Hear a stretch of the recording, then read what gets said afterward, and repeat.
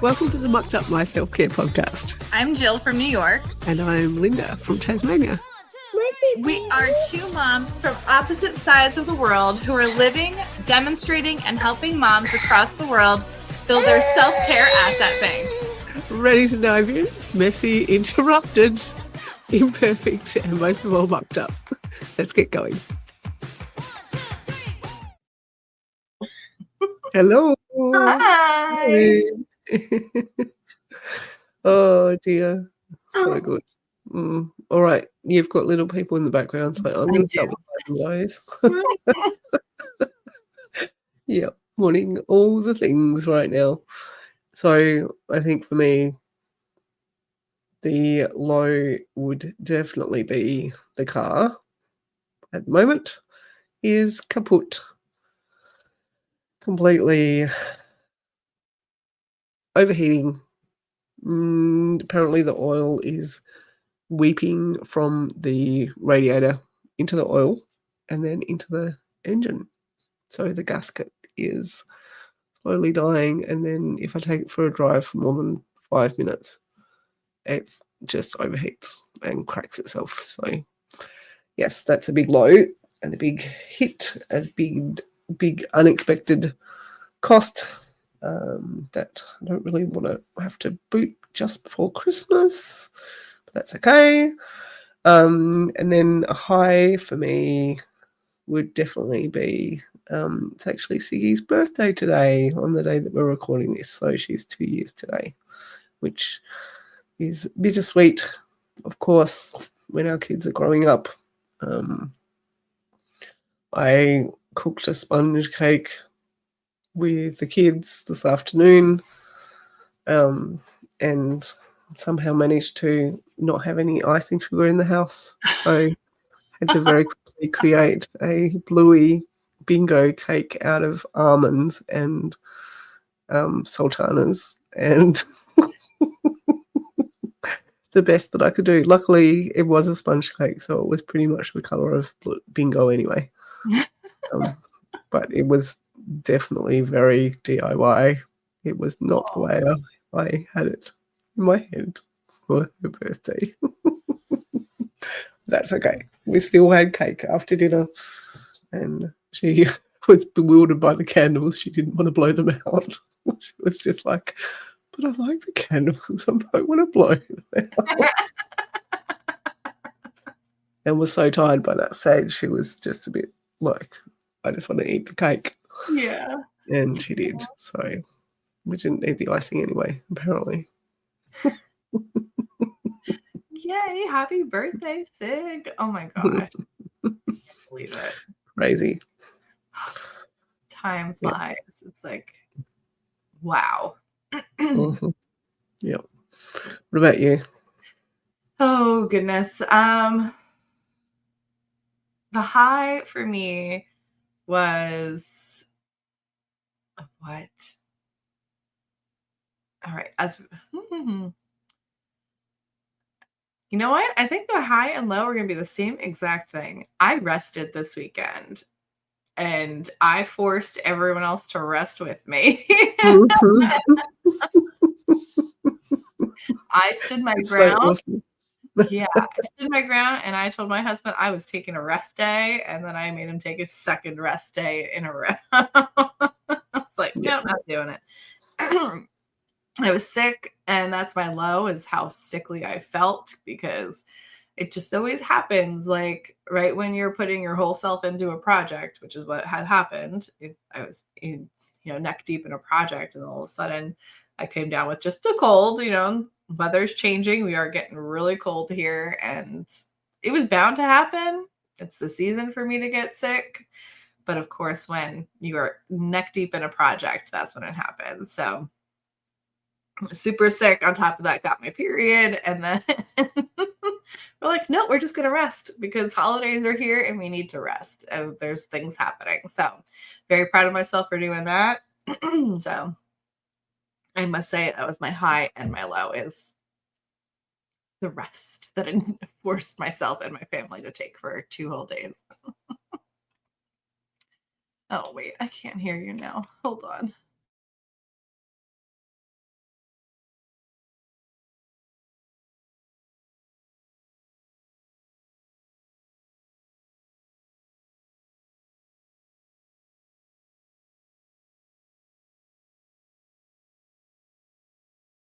I lost her altogether.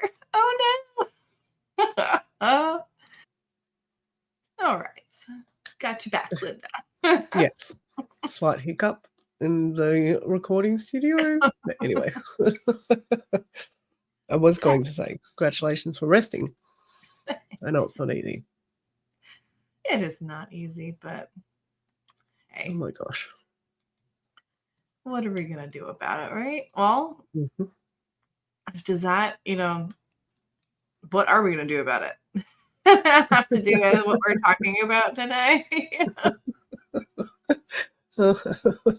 Just lost our bearings for just a second, so that's okay. So, no, we're actually talking about building our resilience, our self-care resilience. So, I guess resilience means a lot of things. But when it comes to self-care, how do you connect the two? Well, let me start with a question. Are we building self-care resilience, or are we building resilience to self-care, or is self-care helping us build resilience? Or all of the above. Right?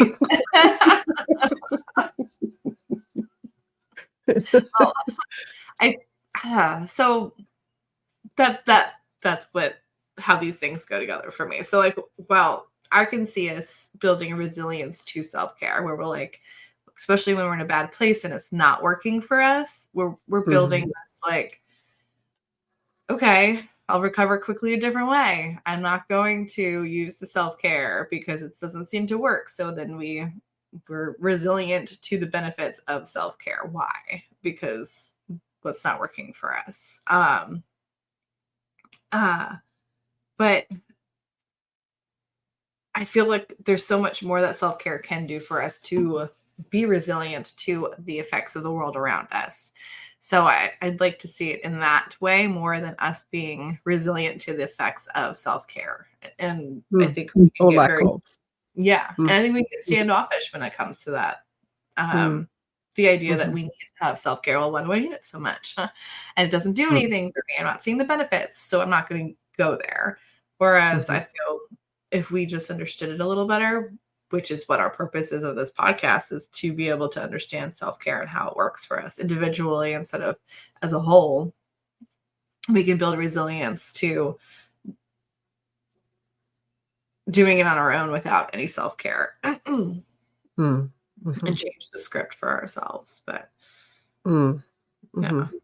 I do think that self-care does help us build our resilience for other situations, especially when we do have the unexpected sickness come along, especially when we do have the car that's broken down, especially when we do have the kid that just doesn't want to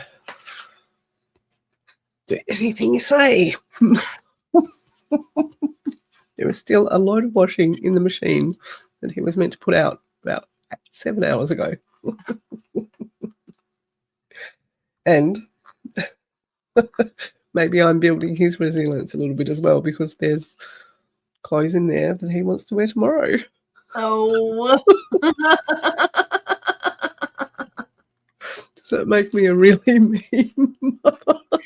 It's just a lesson we all have to learn, right? Consequence for the 12-year-old. And here I am trying to build resilience for mine overnight by withholding something he throws tantrums about, like coming across a Christmas present that he wants ahead of time, saying, I want it early. Well, then sleep through the night, kid, because I'll give it to you either for Christmas or now, but you have to sleep through the night. Yep. Let's build resilience to monsters right now. So this is interesting because I was actually writing an article about this the other day called and it was all about how incentives drive the world. Like as human creatures, we are actually driven by incentives. Yeah. And maybe that incentive for us is self-care. Maybe that incentive for us is... what do we get out of it? So if we're going to do self-care, what are we getting out of it? But then there's a fine line of incentivizing something, consequences of something, and bribery as Right. well. Right. So, well, this is what I ended up doing the other day. Like I was saying, I was neck deep in a project, and I usually have a meeting scheduled with myself. And when Kim hears this, she's gonna not be happy with what I decided to do. We had to get this project done, and it was so much. We were just so wrapped up in it, and I missed my meeting because, to be honest, there was a priority, and I rescheduled my meeting. Let's just say that I did reschedule it for the following day. I didn't actually miss it. It just wasn't at its time frame, but we needed the time to finish this project. So it was all good because we were at the finish line, and I just, let's just finish it. So, but shoot, where was I going with that? What were we talking about? Incentivizing. Yes. So it's like if I finished before, if with enough time, I would go to my meeting by myself, or if not, I would, deal with the flexibility of shifting it to a different time slot that I had. So it just did that. But there was that, that's a little bit of self-care for me, is part of my routine to go do my weekly meeting with myself over lunch and set myself up for the following week. So, it's a little bit of self-care to get out of the house, go do something different, and then go get Declan on Fridays. And I just didn't have that moment for myself. And it didn't help that I didn't feel well that day. So it was good that I didn't try to drive somewhere and leave and do all those things. So I did try to incentivize myself with a reward. If I finished my work, I would be able to go do what's on my calendar, what I typically do schedule, which I don't really know if that was the right or wrong thing for me in getting a little bit of that self-care in my day, but I still had my walk that I have to go do to get Declan. And then also I just enjoyed the walk that day and the fresh air and being alone, and, cleared up my sinuses with my cold that I was dealing with. So I at least had that little bit. So there was some reward for my hard work. Not that I needed to have a reward for the work for the day, but kind of put it out there, like to reach the goal. And like, okay, if we do this, we're going to do this. So how often are we doing that with our self-care in general? And I think for me, if I've got those incentives, or if I've got those next steps, it does help me build resilience. To say, okay, these are the steps I'm going to take to get self-care in today, or these are the steps I'm going to take to become stronger in my patience with the children, or myself, or the fact that my calendar hasn't quite gone to plan today as well. It's almost got me thinking of it as in a different way. So yes, I'm seeing how like self-care will help us build a resilience to that, but it's like, how is it? Oh, how am I thinking of how this works in my head? So resilience is the ability to bounce back from something quickly. So we know, Declan and I have to work through a tantrum. I know grounding is one way to get us back, both of us back to a state of no tantrum, right? We go outside, we go walk around, go do something, we play, fresh air. So that's building both of our resilience to each other when we get into a spot where we're like, we can't calm down. Let's just go outside. Great. So it kind of gives us that way of how do we resolve this quickly, and does that then eliminate it eventually? Like if I just say immediately, let's go outside before it even gets to become something, am I taking away what we need to experience through working through something? Or we officially become resilient to it and it never needs to happen again? Can our resilience suppress something because we know self-care is going to take care of our issue. So let's just go straight to the self-care and not have the feelings of what the issue is happening. Yeah. An interesting conversation. I think probably out of the scope of like one podcast. Oh man. No, it is because we did talk about, or have we got that coming up, like being too emotional for self-care. And part of, I think, and correct me if I'm wrong, but I think both of us are wanting to let our children experience feelings a lot more than previous generations have, because there's a lot of research backing behind that now, which supports that. Yeah. But at the same time, at what point does it become ineffective in building resilience because the emotions have taken over so much? If kids have got huge, strong emotions that are just overpowering the whole household, like in my case on the weekend, like at what point and how, and again, it comes back to a lot of the boundary setting. At what point do you let that then take over the whole scenario? And resilience doesn't get built. It actually seems to feed into more of the same scenarios. It's like, are we then teaching them that this is the proper way to handle a situation? Because have they learned resilience, or have they learned a different way of handling the situation? And our experience as parents in our own generation, how do we teach something that we did not grow up learning how to do in a healthy way either? Yep. That's a general statement, because I don't know if we have or not. Like, I don't.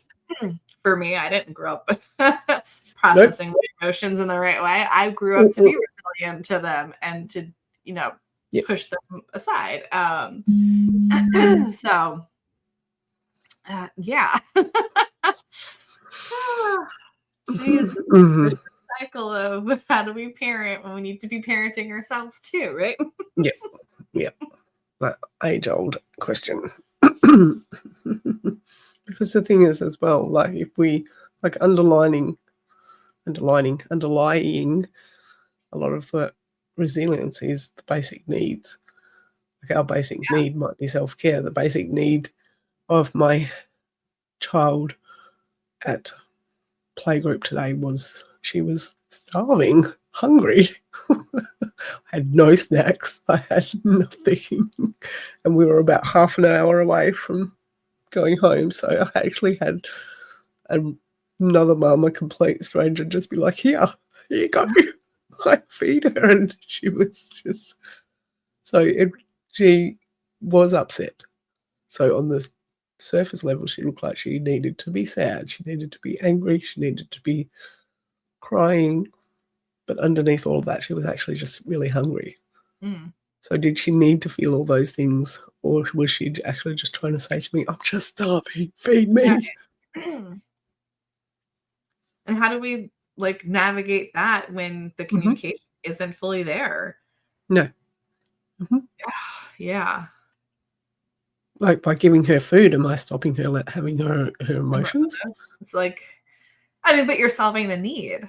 Like you're solving a problem by doing that. And you solve, you don't really solve an emotional problem. You comfort it. You allow it to happen. But we know what comfort eating does. Don't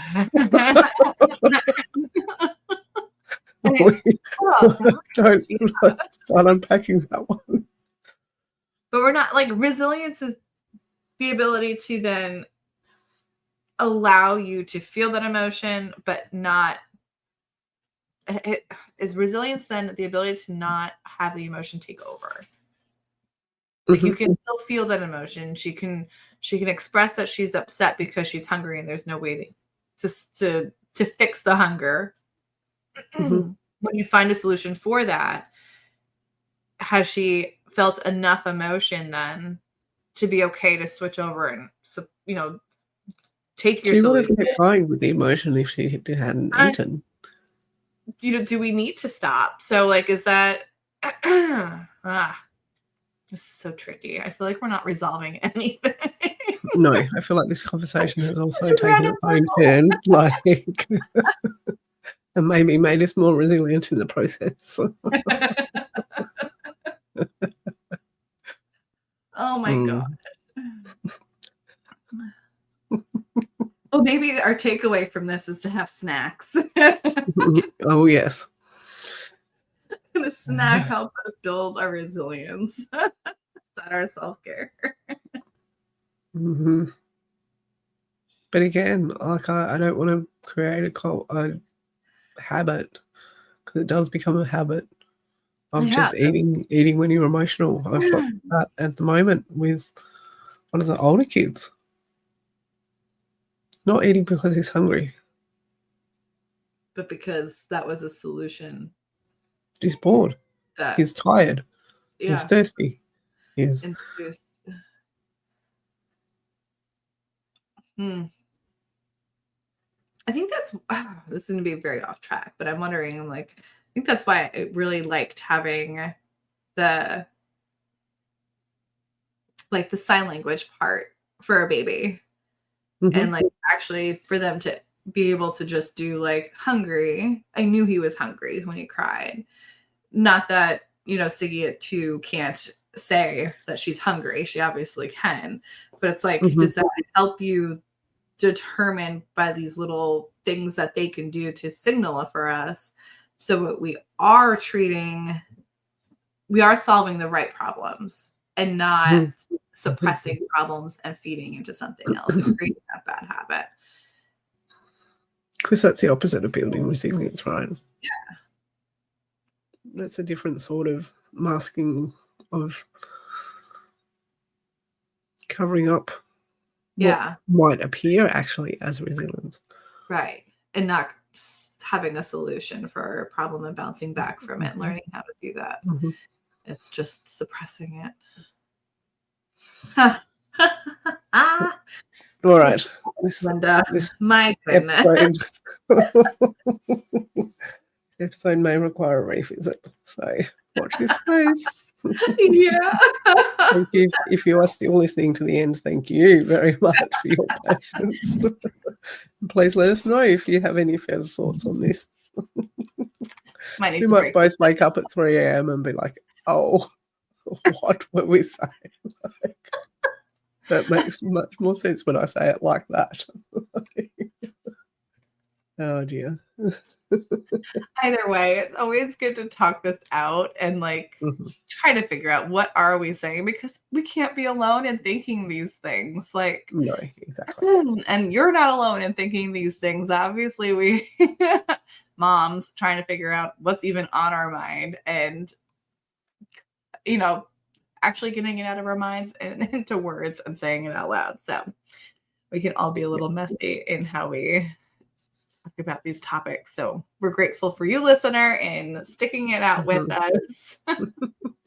Always, if you are struggling with getting some of these thoughts out too, just, I don't know, our inbox is always open to conversation and figuring these things out together. And we're still mucking up. Yeah. So until next week, we hope you can unstuck your muck. Indeed. Right. Bye. Bye.